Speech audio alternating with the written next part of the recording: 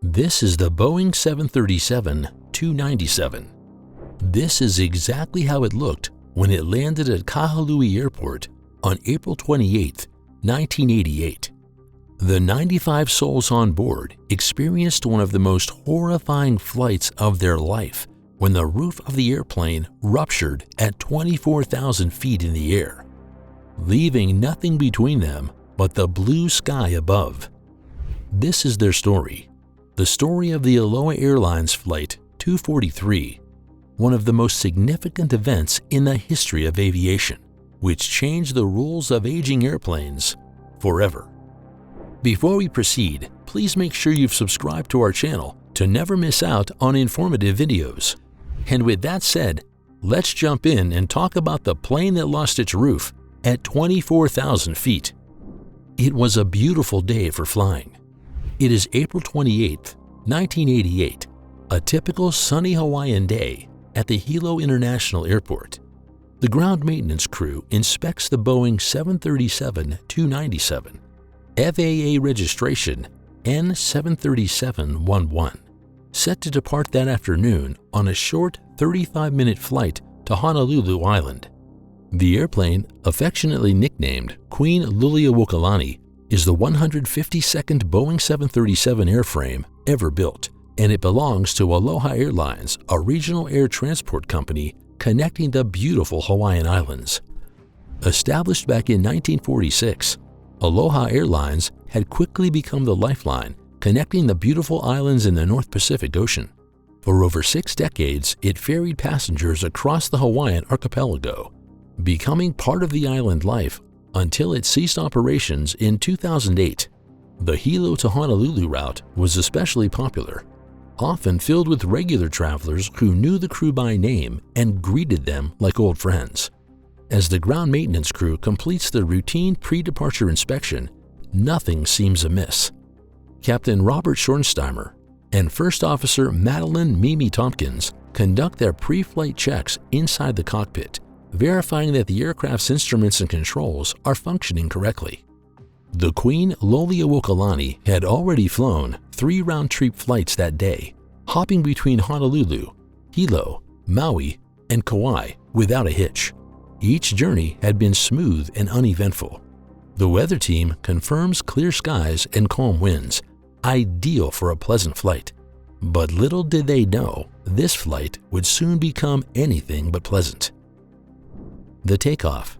90 passengers begin boarding the plane at around 1400.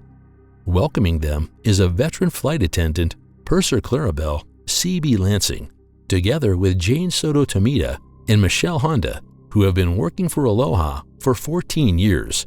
As passenger Gail Yamamoto steps into the plane through the forward door, her eyes catch a glimpse of what appears to be a large crack in the fuselage. She hesitates for a moment, a flicker of concern crossing her mind.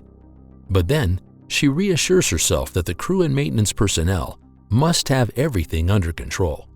Not wanting to cause a scene, she keeps her worries to herself and quietly takes her designated seat, hoping for a smooth and uneventful flight. 36-year-old Madeline Lynn Tompkins is the first officer on board. She holds an airline transport certificate and has accumulated 8,000 flight hours, with 3,500 of those hours in the B-737. The aircraft commander follows her in the cockpit. He is a seasoned airline transport pilot with over 8,500 hours, including 6,700 hours in the Boeing 737. A Federal Aviation Administration air traffic controller also joins the flight deck as an observer that afternoon. At 14:25 Hawaiian Aleutian Time, HST, Aloha Airlines Flight 243 departs from Hilo International Airport with 5 crew members and 90 passengers on board, bound for Honolulu. First Officer Tompkins handles the takeoff, guiding the plane smoothly into the air. In clear visual conditions, they ascend to 24,000 feet, reaching cruising altitude by around 1348. Meanwhile, in the cabin, the flight attendants spring into action, beginning the in-flight service. After flight attendant Michelle Honda finishes her duties, she decides to grab some lunch and joins her colleagues in the galley.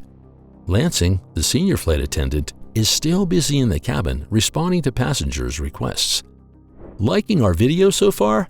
Before we move on to that fateful minute of the roof coming off, don't forget to hit the like button and subscribe to our channel so you never miss out on our new informative videos. 1348. It's 1348 and the plane just settled into its normal cruising altitude. Captain Robert Schornsteimer stretches his legs, anticipating a smooth, uneventful flight to Honolulu, but fate has other plans. Without warning, the plane starts to sway violently from side to side. The controls in the cockpit go loose, leaving the pilot struggling to regain control. First Officer Tompkins' eyes widen as she notices fragments of gray insulation floating in the cockpit. The cockpit door breaks open, revealing a breathtaking yet terrifying sight outside. At the same moment, Eric Becklin, a passenger seated in the back of the aircraft, hears a loud bang following a sudden intense pressure change. Instinctively, she looks towards the front of the plane and is horrified by what she sees. The upper left section of the aircraft is disintegrating before her eyes, pieces of it tearing away and vanishing into the blue sky. What started as a small hole, about a yard wide, rapidly expands, the fuselage continuing to come apart. A blast strikes flight attendant Honda on the left shoulder, knocking her to the ground. Screams erupt throughout the cabin, followed by an eerie silence and a sense of collective shock. Chief Flight Attendant Lansing is nowhere to be found. She was last seen standing in the aisle at row 5. Now, that part of the plane has no roof other than the big blue sky. Amid the chaos, Honda regains her senses and spots her colleague, Jane Soto Tomita, lying unconscious and bleeding in the aisle, dangerously close to the gaping hole. Jane's head is nearly split open, debris scattered around her. Desperately, Honda tries to drag her to safety but lacks the strength and asks the passengers seated around her to try and hold her down. After the initial shock, passengers and crew begin to grasp the horrifying reality. An explosive decompression has ripped off a large section of the roof, exposing the cabin to the open sky. The missing section extends just behind the cockpit to the forewing area, spanning about 18.5 feet. Amidst the chaos, Honda watches the smoke-like vapor of the debris, paper, fiberglass, and asbestos swirling violently through the open cabin like a white blizzard. She tries to yell, "Heads down," but no sound comes out. She cannot keep her eyes open for too long, as the flying debris can push into her eyes or throat, even when she's trying to speak. She realizes that her shoes are nowhere to be found. Is anyone still flying this thing? After the initial shock wears off, Flight Attendant Michelle Honda starts crawling around the aircraft floor, checking on passengers. She makes sure everyone is strapped in, wearing life jackets, and has oxygen masks on. The cabin is a mess, with 2 or more large ceiling panels having come loose and landed on passengers' heads. The intense strain buckles the floor, blocking the view of the cockpit. A scary thought crosses her mind. Are the pilots still up there, or were they thrown out in the explosion? Is anyone still flying this thing? Honda crawls to the rear and tries to call the pilots, but the intercom cables have been cut off in the explosion. Panic starts to set in as everyone sees the island of Maui looming ahead. They fear the worst, that they're going to crash right into it. But then something incredible happens. The plane begins to veer to the right, like it's preparing to land. A glimmer of hope appears. Could they actually make it through this? Bringing it home. Back in the cockpit, Captain Schornsteimer and First Officer Tompkins also noticed the blue sky where the first-class roof used to be. Despite the panic, their years of training kicked in, and like in a dream, they put on their oxygen masks and proceeded to land the airplane safely. They know that the first priority is to get the plane to a lower altitude where passengers can breathe. Captain Schornsteimer takes over the controls from Tompkins and fights the plane as it rolls left and right in a loose manner. First Officer Tompkins, maintaining her composure, calls for an immediate emergency descent, and the captain expertly manages to maneuver the aircraft down to 10,000 feet within minutes. Mayday, Mayday, Mayday. Aloha 243 declaring emergency. We have rapid decompression. Requesting emergency diversion to Kahului Airport. Air traffic control responds calmly, giving clearance for an emergency landing at Kahului Airport. But it is not easy sailing. As they approach the Kahului Airport, debris from the fuselage damages the left engine, causing it to shut down completely. The aircraft shudders, but Schornsteimer and Tompkins remain focused. They have trained for such emergencies, but training can never beat such reality. As they approach the Kahului Airport, the crew has no idea whether the nose gear lowered correctly or not, but they have no time to confirm. They must prepare for the worst. Schornsteimer guides the plane towards runway 2. The minutes stretch into eternity as the runway draws closer. Inside the cockpit, you can cut the tension with a knife, but the captain's hands are steady on the controls. Tompkins as well supports him every step of the way. They both know that the lives of the other 93 souls on board are in their hands. As the runway looms into view, the passengers brace themselves. The plane touches down with a big thud, but miraculously, the nose gear holds it on the runway until the aircraft finally comes to a halt. The ordeal, which lasted just over 10 minutes, is finally over. We made it! We made it!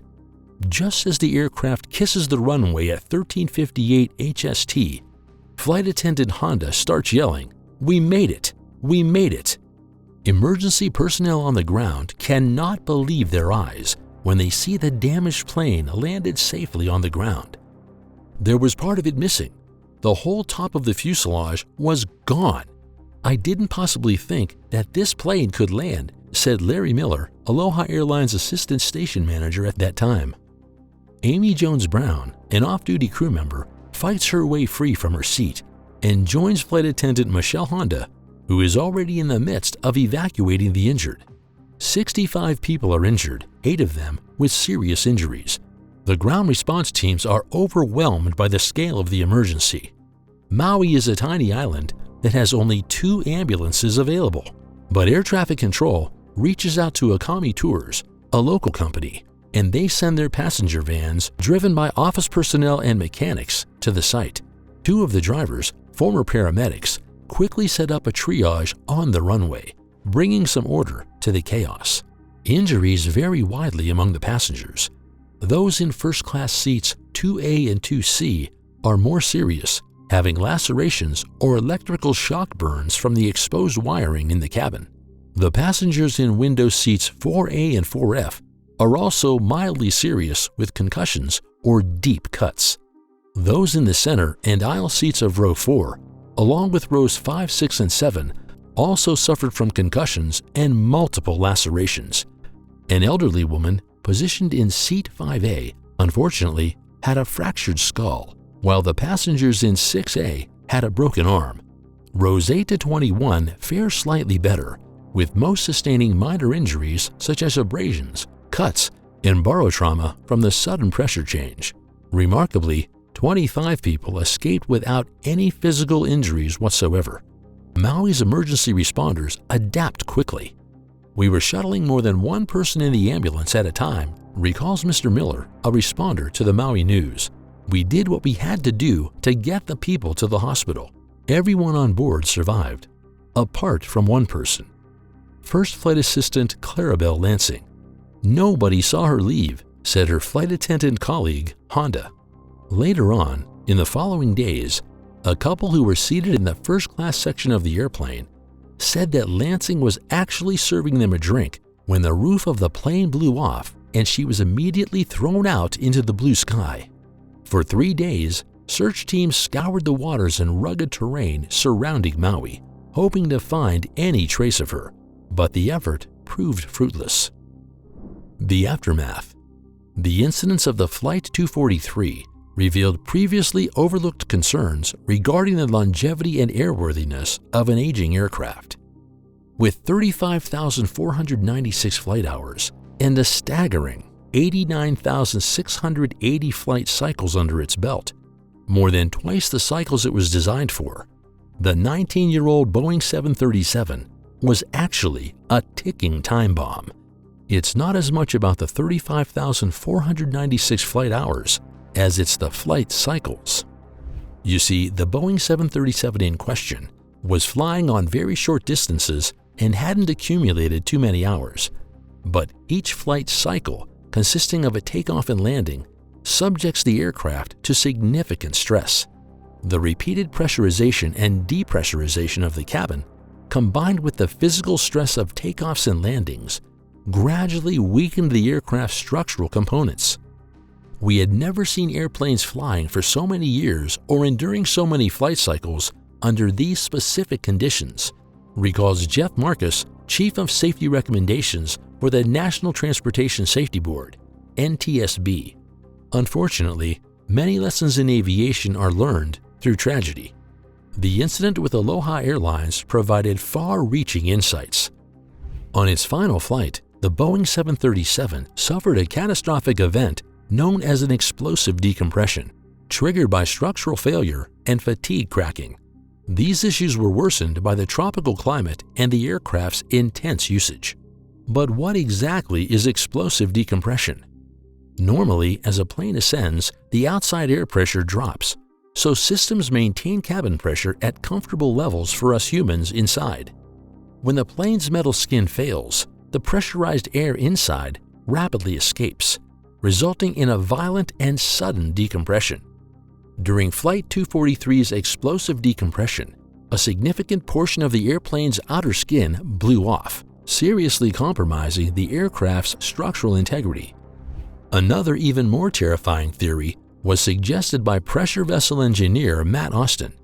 He pointed out that the fuselage may have initially failed in a way that caused a small vent through which flight attendant Clarabelle C.B. Lansing became lodged. This created a temporary seal, causing a dangerous surge of pressure back into the plane, a phenomenon known as a fluid hammer effect. This sudden pressure surge further damaged the weakened fuselage, tearing it open. Even so, several fortunate coincidences helped ensure the survival of the 94 passengers on board. Parts of the aircraft's skin remained attached, holding the nose of the airplane in place. Although the plane sustained significant damage to its wings, tail, and left engine, it still managed to remain airborne, allowing the crew to guide it back to safety. Investigators later found other fatigue cracking around the rivets, and even a passenger of the Flight 243 had noticed a longitudinal fuselage crack before boarding. This crack, located in the upper row of rivets along the S10L lap joint, should have been a red flag, but she never brought it up, not wanting to create a fuss. The NTSB's investigation concluded that the accident could have been prevented with more rigorous safety inspections and protocols. The official report blamed both Aloha Airlines for inadequate maintenance supervision and the Federal Aviation Administration (FAA) for failing to properly evaluate the airline's maintenance program and inspection deficiencies. However, it would be unfair to lay all the blame on human error. This incident represented uncharted territory in aviation. Hazel Courtney, the president of the International Federation of Airworthiness, told The Independent that even Boeing's guidance wasn't fit for an airplane operating in these tropical conditions and at such a high flight cycle rate. Significant change. In simple terms, the 1988 incident led to big changes in how we look at airplane safety. People started focusing more on how airplanes age and how to keep them safe from aging damage. The Aloha Airlines Flight 243 incident showed that just looking at the plane is not enough to find all the problems. Visually inspecting big areas of a plane can get really tedious, and after many times without finding anything, it's natural to assume there won't be any issues. Also, the conditions for inspectors, like standing on scaffolding, awkward positions, carrying gear, using safety harnesses, lighting, and temperature, can also affect how well they do their job. Because of this, more advanced methods like eddy current and ultrasonic inspections were adopted to find cracks and weaknesses that can't be seen by just looking. For example, eddy currents are loops of electrical current induced within conductors by a changing magnetic field. In aircraft inspections, they use a probe that generates a magnetic field, creating eddy currents in the metal. Changes in these currents indicate the presence of flaws or defects, allowing inspectors to effectively find cracks and weaknesses without damaging the aircraft. After the Aloha accident, the FAA found cracks in planes across the whole Boeing fleet, showing that the problem wasn't just with Aloha Airlines. This put a serious spotlight on the importance of the structural integrity of airplanes. Manufacturers began researching new materials and building techniques to make planes last longer, be stronger, and safer. Moreover, the FAA and other regulatory bodies around the world updated their rules for plane inspections and maintenance to prevent similar incidents and improve overall safety standards in aviation. This is the legacy of the Aloha Airlines Flight 243. Remembering Flight Attendant Lansing. Clarabelle C.B. Lansing was the senior flight attendant that lost her life when the roof of the fateful Boeing 737 was ripped off. She had already dedicated so much of her life to the airline and its passengers. Former station manager Mr. Miller remembered her fondly, saying she was the nicest old-timer there who knew her customers, her regulars. She called them by their first names. She called me by my first name. That was something to me. She was total Aloha customer service. She was the textbook model of a good stewardess. She was known for always wearing a garden of flowers in her hair, and fittingly, there's a memorial garden named for Lansing Honolulu International Airport. The second flight attendant, Michelle Honda, was also a true heroine. Despite her injuries, she crawled along the aircraft floor, checking on passengers, making sure they were strapped in, wearing life jackets, and comforting the injured. On the ground, she led a successful evacuation and even visited her passengers in the hospital twice to check on their progress. Her heroic efforts helped ensure that no passengers lost their lives that day. The NTSB also praised the pilot's actions and the flight attendants, saying that the crew's bravery in moving about to reassure the passengers and prepare them for landing was exemplary.